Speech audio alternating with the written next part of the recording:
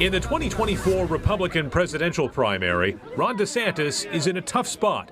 For most of the year, polls have shown him leading the rest of the GOP field, but trailing former President Donald Trump, leaving him under attack from all sides. And I think it's just it's an indication that all those people view me as the top threat to whatever their ambitions are. And so that just kind of goes with the territory. The pro-DeSantis Never Back Down super PAC just released a new ad highlighting the governor's proposal to kill people carrying drugs into the U.S. across the southern border. Ron DeSantis has a bold plan to fix the border. He intends to allow for deadly force to be used against anybody cutting through the border wall. And we're going to leave them stone cold dead. Advocates like Sebastian Fuentes say the ad sounds to him like open season on undocumented immigrants. How do we know people are crossing the border are bad people?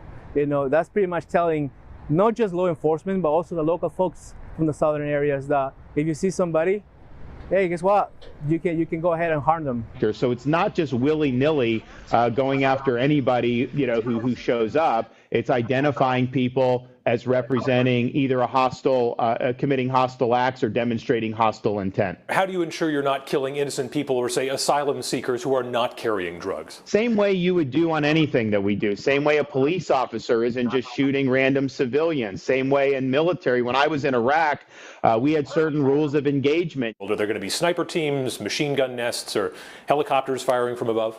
So I think that, we'll make those operational decisions at the appropriate time, but clearly, we are going to need to have adequate surveillance of what is going on. Analysts say the ad is another instance of DeSantis running to the right of Trump on a key GOP primary issue. This is basically the only position you can take that is more extreme than building a wall along the entire southern border. Adam Sexton, WMUR News 9.